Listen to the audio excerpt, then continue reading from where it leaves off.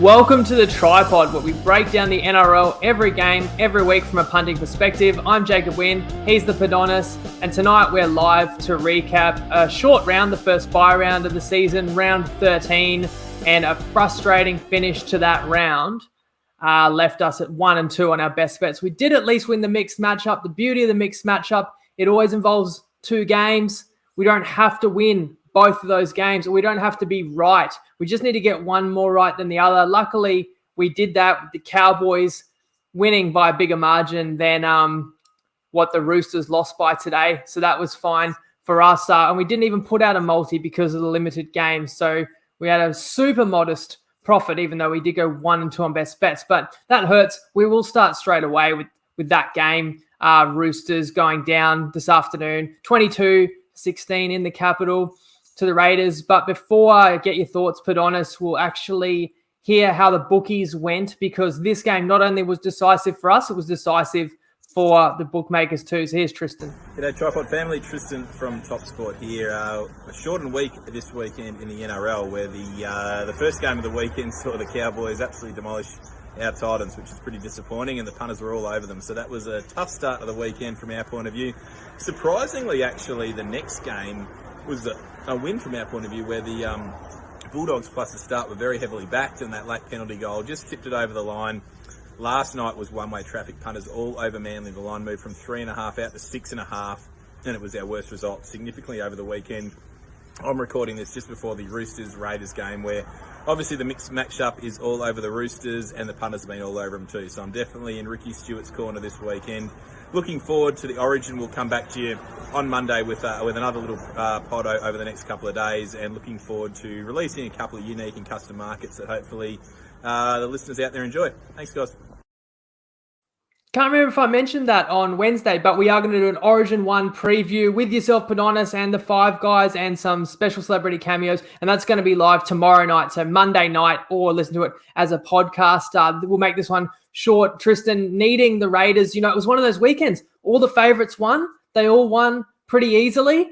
We needed the Roosters being that fourth favourite. I knew, everyone's multi was running into this. I knew there'd be one spanner in the works, and when all the other favourites won well, had this weird feeling, and it's never that easy. I reckon the Roosters will be in for a tough one. And our best bets, I should say, we needed Roosters over 3.5 tries. Of course, they scored 3 with several other close calls. And we needed them to cover 2.5, but they lost the game outright. How did the Raiders win that one? Yeah, to me, it was a pretty frustrating watch. I know that we were on the Roosters. They had plenty of ball in that first half, and they had 30 tackles in the Canberra end in their red zone in that first half, and they just couldn't seem to crack them. They looked a bit disjointed. I think they went sideways a bit too much. The gaps were there through the middle, and you saw that in the second half when they did go through the forwards. They were making plenty of meters. And it's funny because the wind was in Canberra's favour in the second half, and the Roosters had all the advantage in the first half, but it was the side against the wind in both halves that came out on top. And I felt that if the Roosters scored a try or two to get into the lead, then they would have been able to harness that, and Canberra would have been playing catch-up. I think it suits this Canberra side to play from in front, knowing that they are missing White and Papali. Their forwards did step up, even though I don't say that they were impressive with the ball themselves. They scored 1 try in the first half, which was just a lapse at marker from Tupanua. And then in the second half, the Roosters down 12-6. All they want to do is just start well. The first kick of the game, Kiri with a pretty lazy bomb. It was pretty flat off the dummy half there, and then it was a charge down try. And before you know it, it was 18-6, and the Roosters again down 2 scores. I do commend them for making a fight back, but it was just a little too late in the end. And they had plenty of bombed opportunities. I think back to the Suwali in the first half, drops a bomb over the line, even though he made up for it late. And then Tupanua off a short ball off Kiri when it was 18-6, and I thought he was over the try line for all money. Somehow he hits I think it was Sebastian Chris's hip that stopped him from getting over the in-goal, and then he just fell short, unfortunately. It was one of those frustrating watches, and Canberra came to play, and the Roosters had all the advantage in the world with a bit more prep, and I thought Manu was outstanding. So there was a one shining light for the Roosters, had about 28 metres and 14 tackle busts. So in the end, it was pretty disappointing for our two best bets, falling short, and the Roosters losing outright. 28 carries by Manu. Yeah, you can't blame him for that one. And you can blame me. I looked at this round. I thought the Roosters were the best bet of the round. And I've kind of been overruling or having the final say on what we lock in as a best bet between you and I, Padonis. And that's worked okay for us last week. And then this week, I really liked the Roosters and talk you into that. I like the Cowboys too, at least that one. We'll talk about that next. But then I talked you kind of out of the Manly side, which would have been such an easier watch. You just have to give all the credit to the Raiders. We can lament all the close calls by the Roosters, but it was just unreal Raiders goal line defense. We saw it against the Sharks at Suncorp. We saw it against the Bunnies, but I thought the Roosters had a slightly better attack than those sides. I was willing to go with them. I didn't think they'd lose too much with Teddy out with what Manu could do, and that wasn't what cost them the game. So while the Roosters were not at their best, you can only play as well as your opponent lets you. So, and I think Raiders, they deserve to win. It's a very even game. Savage's try, he just picks it up off his bootlaces, whereas other ones, Roosters, fingertips in it, they don't score. So it goes either way, but the Raiders deserved it because they were tougher. And it was a very stop-start game, which suits the Raiders, the power play that they want, the style they want to play, where the Roosters want to cycle with you and they want to play footy. They didn't get too much chance until late in the second half. They got it all the way back to 18-16, and it's a bad miss tackle by Momirovski that kind of seals the game. But it's a disappointing one for the Roosters because they got a tough run ahead. Let's roll all the way back to a game we won, which opened the round, which was Cowboys 32 beating the Titans 6. The Titans are an absolute mess right now, aren't they, Padonis? They are, and you talk about goal line defense and showing up for your teammates. How good was that Cowboys defense in the first half under all that pressure and adversity from the Titans? They started the game fast. They scored an early try, and they had, I can't remember how many sets they had on the Cowboys line in the first half, and the Cowboys kept on turning them away, made a few errors themselves. I think they had about 60% completion rate in the first half. And despite all that, they withstood all that pressure. And then in the final 10 minutes before halftime, they score 2 tries of their own, and then they get a third just on halftime. Off an Azarko drop ball / intercept, streaking away down there for I can't remember who it was there. Talangi, maybe it was. It was Tabuai Fido. He pounced on it and then kicked ahead. Yeah. Yeah. So I think the Gold Coast knew the game was over at halftime after all that territory in possession, and the Cowboys just went into their groove in the second half and didn't really give the Titans a sniff. And shut the game out and scored a few late tries of their own. And I really like how the Cowboys, even with all their origin players out, they stuck to the same system and principles that's been working for them. I thought Townsend was great steering them around the park in the absence of Dearden.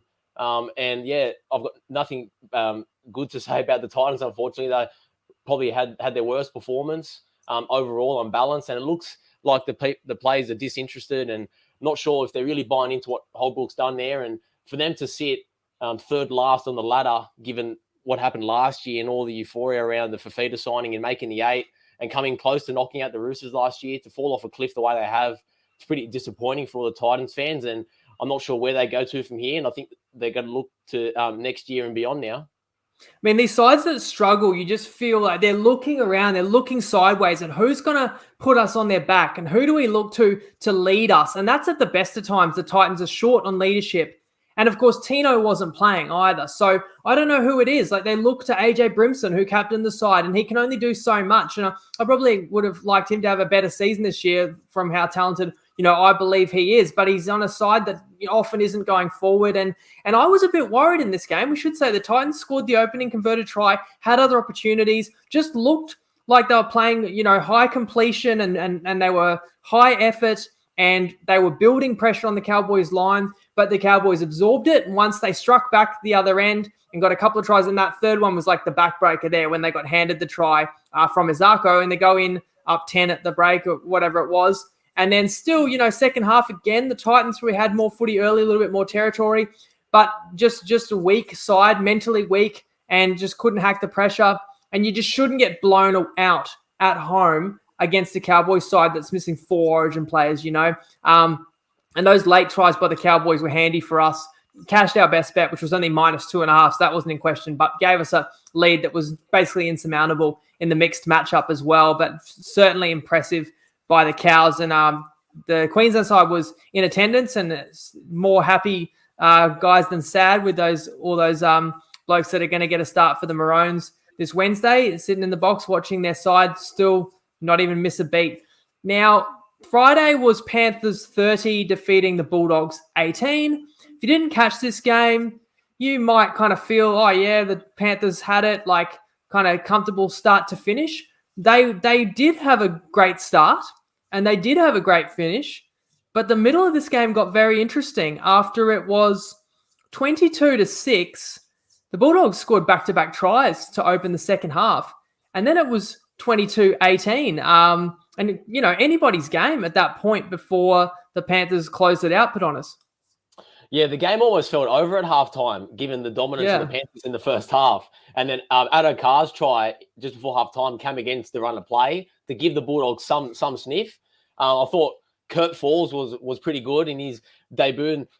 We did like Panthers and we did lean them to lean the -9.5, but we just felt with the two new halves, we weren't sure how they were going to fare. But I thought Penrith's production line out there, you just bring in whoever they are and they seem to slot in well. And it almost reminds me of the last few years when Melbourne have had all those key outs. And I think back to when Cooper Cronk used to be out and they used to bring in Brodie Croft, and he was one of those unknown guys, and he'd step in and almost look like a Cronk clone. But seems like Penrith are building that similar mold there. And Dogs did make it interesting. They scored 2 quick tries just after halftime, and Panthers needed all their nerves of steel to hold on there, pulling away late with a try and a penalty goal. But I thought the Dogs came back into the contest well. And it was one of those games where the Panthers were just a bit too classy. And I think with their origin players missing, they really needed to lean on the experience of some of the other guys like Kickout and Fisher Harris to get them through there, because they did look a bit disjointed for some periods there, which is expected. And that was obviously it was factored into the spread, as we said, going from 30, which we would have assumed if it was full strength teams, 28.5, something around that, down to 10. So for all those people who had Bulldogs tickets, it was unfortunate that Panthers get a backdoor cover, even though they seem to have the game tied up at halftime. Yeah, the Panthers got a penalty goal late, and obviously you're up 10, and you are a bit nervous because the Bulldogs are coming for you. So you take the 2 and get up 12, and the line pretty available if you liked the Dogs. And I know a few people did. I'm surprised to hear TopSport held more money on the Dogs. So it goes to show some people just didn't know what this Panther side was going to be capable of. So 10.5, you lose by 12, and that does hurt. And the Dogs had a set on the Panthers line right at the end. And I thought, they could have scored their backdoor try, and, the final margin would have been 6 or 8. And we were so close to playing. It was -8.5, $2. We just didn't quite pull the trigger. Certainly if we could have laid a 7.5 Wednesday, we'd have been on Penrith.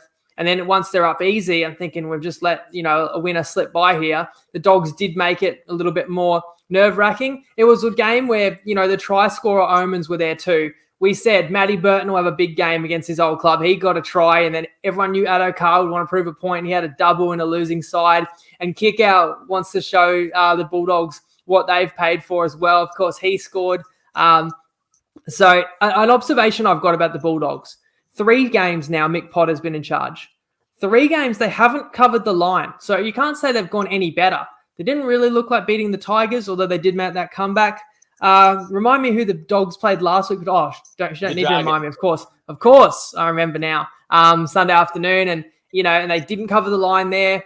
And then this one here, the line 10.5, and yet they've gone over their team total 3 straight weeks, which means the Dogs games have suddenly gone from being the lowest scoring games of the round usually to the highest scoring games. And I think you've got to notice that. And I actually said that to you that when we were looking at trying to play the Panthers, and you said, well, we could play Dogs under, and I said, I feel like there's a mentality change that Potter wants them to throw it around and not die wondering, and they almost think it's a win, that they're losing, but they're actually scoring points. They've actually got tries to celebrate, unlike the previous weeks where their attack was so pedestrian. So you got to factor that in when you bet on Bulldogs games. One more game to talk about, and only really one side showed up to play in this one. That was the Manly Seagulls, who won 44-12 over the Warriors. Padonis, so, behind the scenes out for our best bets, shout out to a couple guys in our group, such as the Undertaker, laid the 3.5 with Manly on Monday or Tuesday.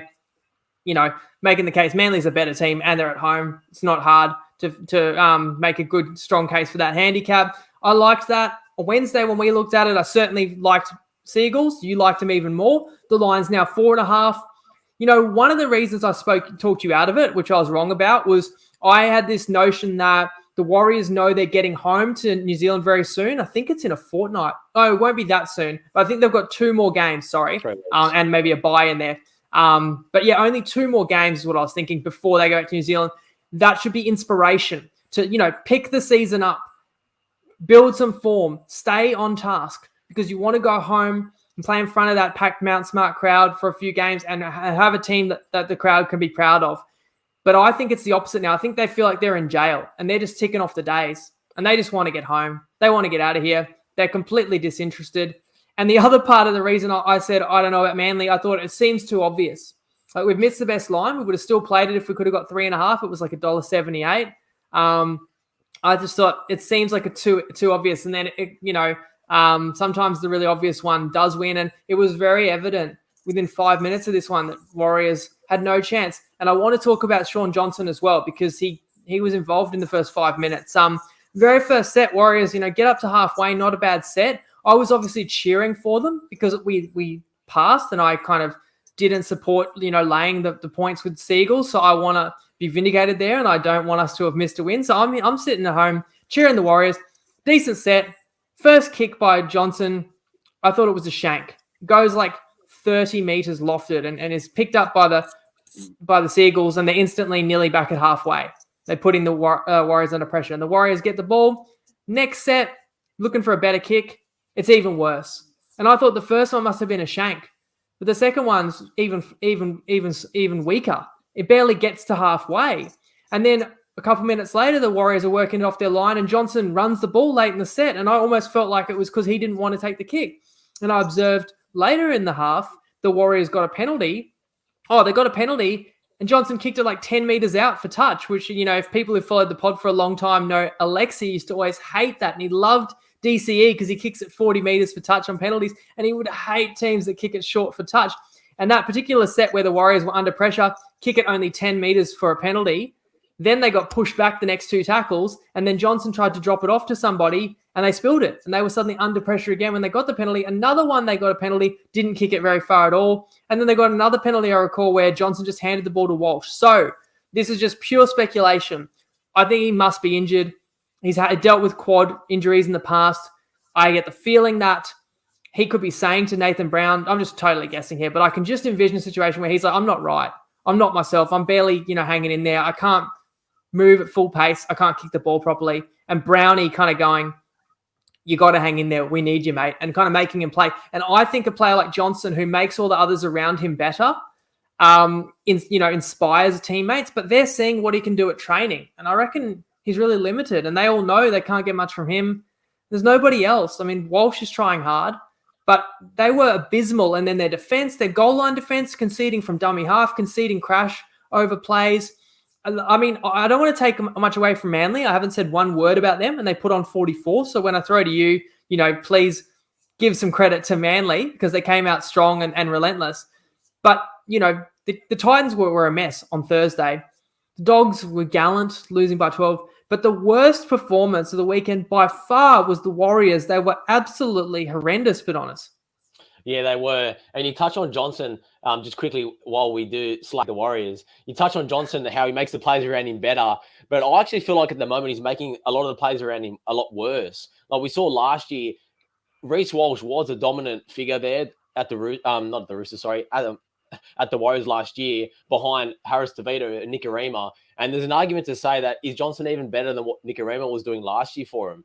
I take your point that there might be some injury there, but I think at this point, until he gets himself right, I do think he has to be dropped or something has to change there, because there was 3 sets on the line in the second half and it was 24-6 where the Warriors were getting something back into the game. And if they could have made a 24-12, then you never know. But Reece Walsh touched the ball once in 3 sets on the line. And I think that just sums up where the Warriors are at, where your best player can't get involved. And they definitely need to change there. Nathan Brown in the press conference looked lost for ideas and looked very, very similar to what Holbrook did last week after the Brisbane loss. And you touch on Manly. I listened to... Well, let's talk about Manly last, but the press conference is a good point because I look at Brown. He's got no answers.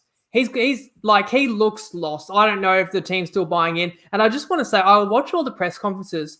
I don't know who this reporter, this Pommy bloke, sounds like he's come over this year reporting on the NRL. He's savage. He asks the tough questions. He puts the coaches under pressure and asks like borderline disrespectful questions.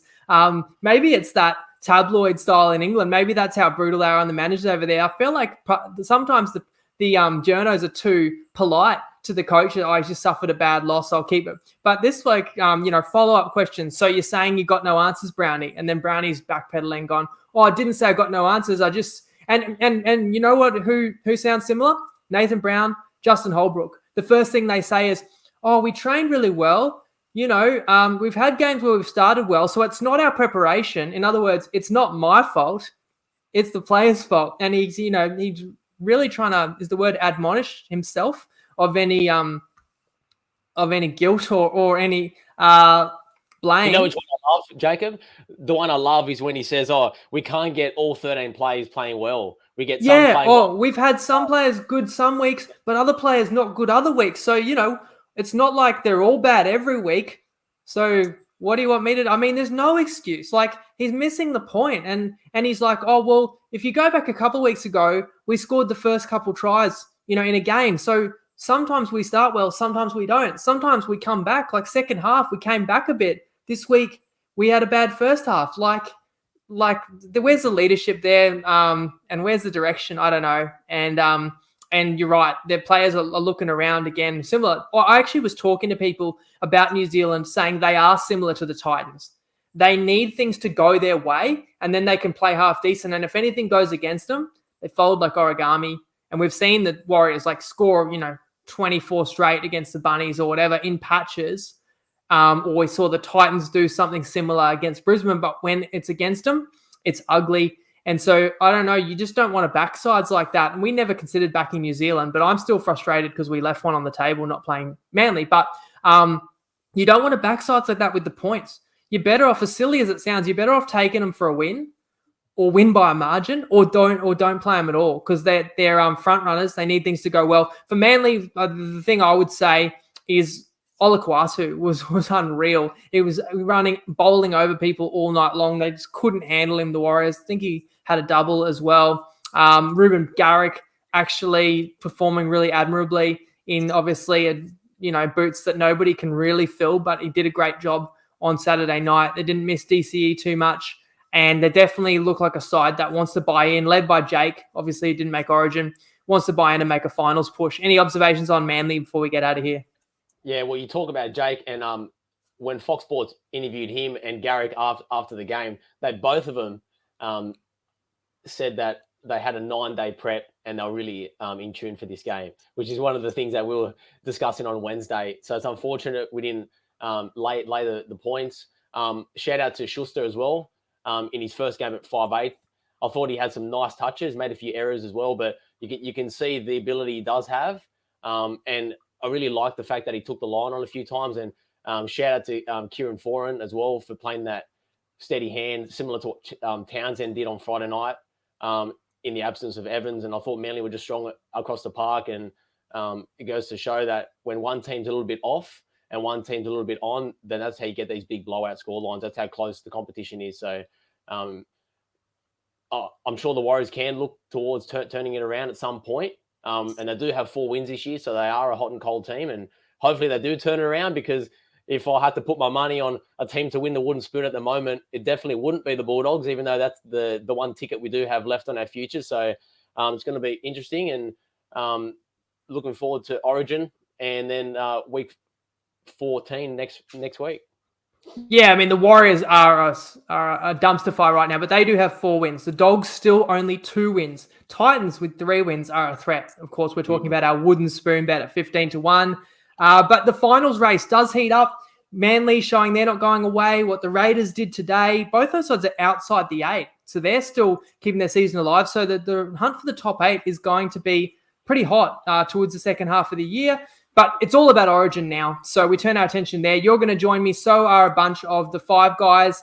Everyone's going to have their breakdown, their prediction, their tips, try scorers, man of the match, We've got some unique markets that we're going to introduce on a couple of different bookies, different ways to attack the game, as well as just sharing our thoughts. So 6:15, the regular time you'd see a Wednesday pod, that will be live tomorrow night, Monday night, Origin 1 preview, and then round 14 preview Thursday. Everything you're used to happening from us on a Wednesday, push that 24 hours, because obviously it's all about Origin Wednesday night, and then we need to see what happens in the wash-up for that before we can even think about round 14. So NRL's to the side. It's all about Origin now. Thanks for joining me tonight, Padonis.